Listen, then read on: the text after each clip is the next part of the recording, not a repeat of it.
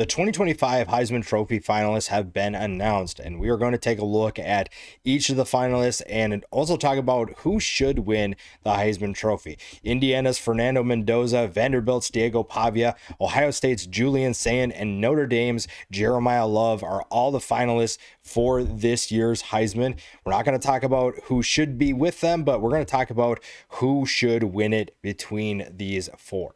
Now, this has been an interesting season. I think some of the changes in college football have made some of the numbers a little bit lower than what we've seen in years past. And that's one of the things that we've talked about, or we've at least seen in college football, the discussion surrounding these are not the numbers that we're used to seeing for Heisman Trophy candidates. And that does go in favor of one of the players that we'll talk about here.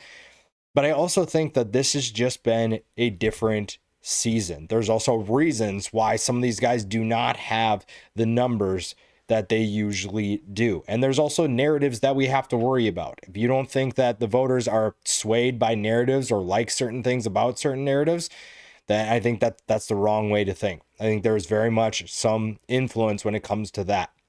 And there's another guy that fits into that description different than that first player that we mentioned. This has been a fun year, though. I think that regardless of how you feel about this has been a fun season to watch. And you've seen some things that we haven't seen in college football for a long, long time. And we'll start with the first guy that kind of fits into that category. Indiana's Fernando Mendoza, having a great year for the Hoosiers, who are the Big Ten champions for the first time since the 1940s, I believe. That's been, I think, incredible for college football to see some of this newfound parity that whatever you want to attribute it to, the transfer portal, NIL, the whatever you want, this has been fun. Indiana's story in the last couple of years has been one of the favorites to follow. And that's a storyline that could benefit him as well. People like an underdog story, so much so that people like teams like Georgia, when they were dominating everybody during their run, wanted to be considered an underdog. They said people were calling them a 7-5 team, a 7-6 team. Unreal. Everybody loves an underdog. Everybody wants to be an underdog. Indiana has been a great underdog turned powerhouse, if you will, story this year. And a big reason for that is Fernando Mendoza. 2,980 yards, 33 touchdowns, the 6 interceptions. He's obviously going to improve those numbers depending on how long Indiana goes in the college football playoff. He's also run for 240 yards and 6 more touchdowns. So why should Fernando Mendoza win the Heisman Trophy? People voting for Fernando Mendoza are going to vote for him because they think that he's the best player in college football. His numbers may not be the best, but when they watch him, they see a player who plays at a high level in the biggest moments. He may not have the best statistical games, but he plays really well. And Gus Johnson obviously gave him a Heisman moment for throwing a fade route to Charlie Becker. I don't necessarily know if that's the case, but right now, this is the Heisman favorite to win it right now. And sometimes you're combating narratives that maybe if you believe that he doesn't deserve to win it, it's because you're looking at numbers and you're seeing, okay, well, the numbers aren't really that great compared to some of these other guys. And even some of the non-finalists, you can see that as well. So if you're saying that Fernando Mendoza deserves to win the Heisman, he's put up numbers that rival some of the other guys that we'll see here today. He's on the best team in college football right now. And the storyline with Indiana gives him an extra boost that some of these other guys don't have. Now, Diego Pavia is in the same boat, kind of similar to Fernando Mendoza. Vanderbilt's turnaround has been one of the best in college football.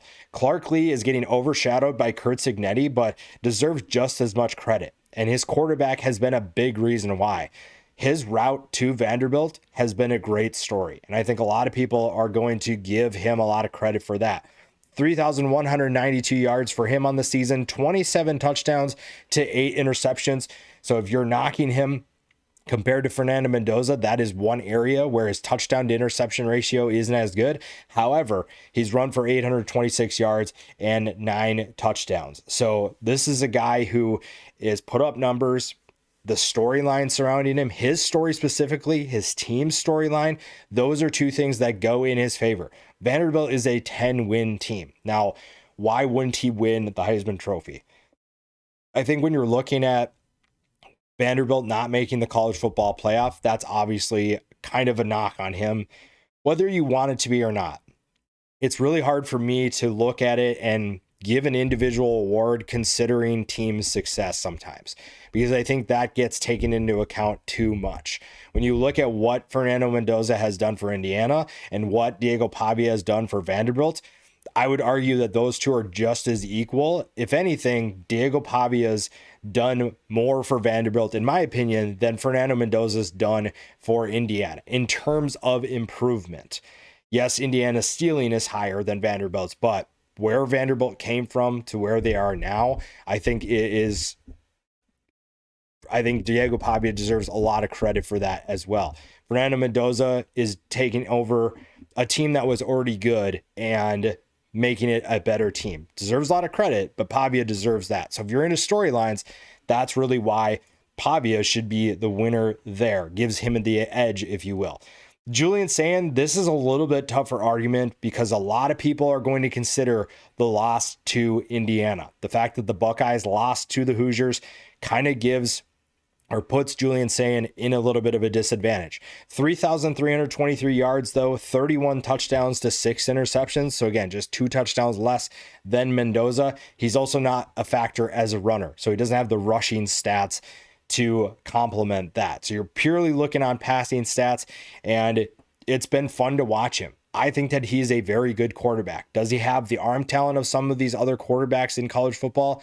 Not necessarily from an arm strength standpoint, but in terms of accuracy, delivery, timing, this kid is going to be fun. And it obviously helps when you get to throw to Jeremiah Smith and Carnell Tate. And maybe part of the reason why voters won't vote for him is because they think that he's not even the best player on his team. So why would they vote for him as Heisman? That's the hardest thing for Julian Sayin right now. And at this point, unless you're really lobbying hard, it's not going to go in his favor. Jeremiyah Love for Notre Dame, the one running back that is a finalist for the Heisman Trophy. If you're looking for a reason for why a quarterback shouldn't win, like we talked about, the numbers for quarterbacks this year haven't been great. The numbers for quarterbacks have been below average. So if you're looking for a reason why a quarterback shouldn't win, you can just look at another position because of the lack of stats. And Jeremiyah Love's put together some impressive numbers. 1,372 yards rushing. He's averaging 6.9 yards per carry, and he has 18 touchdowns on the season. He also has 280 yards receiving with 3 more scores. So if voters are looking at the quarterbacks and thinking this is not a very impressive year for quarterbacks, which if you're not impressed for the year, great. If you're comparing quarterbacks to the previous seasons, then you probably shouldn't be voting for Heisman, because that's not the point. You're voting on what the current season is. You're voting on what happened this year. Now, if those voters are still not impressed, look at the running back position. Jeremiyah Love's had a good year, and he's also put up these numbers sharing the backfield with Jadarian Price. This Notre Dame offense runs through these 2 running backs. And the fact that Notre Dame didn't make the college football playoff is maybe a knock on Jeremiyah Love. I don't know why that should be, but maybe that would be the case. We'll see. But this is going to be an interesting vote for sure. We will see what happens with Jeremiyah Love's votes, see how many he truly gets. Don't know if there's enough narrative to support a push for a running back to win the Heisman Trophy this year. But if there is, Jeremiyah Love is going to be a really fun Heisman Trophy candidate and really fun one to go back when we look at highlights at what he has done. Obviously, it's a disappointment to see that Notre Dame didn't make the college football playoff. I don't know how much that'll sway voters, but you can also look at Jeremiyah Love and see what he's done this year. I'm very curious to see what happens. I do think Mendoza ends up winning it. I think that right now he is the favorite, and a lot of people just go with that, with what they've seen. It's going to be hard for Julian Sayin and Jeremiyah Love, in my opinion, to get enough votes to win.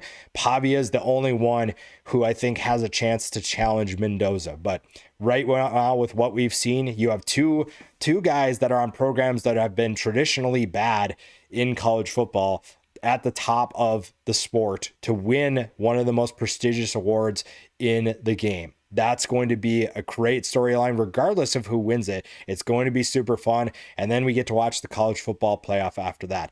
Let me know in the comments below, who do you think is going to win the Heisman? Who should win the Heisman? Why should that person win the Heisman? Comment below, like the video, subscribe to the channel, and we'll see you in the next one.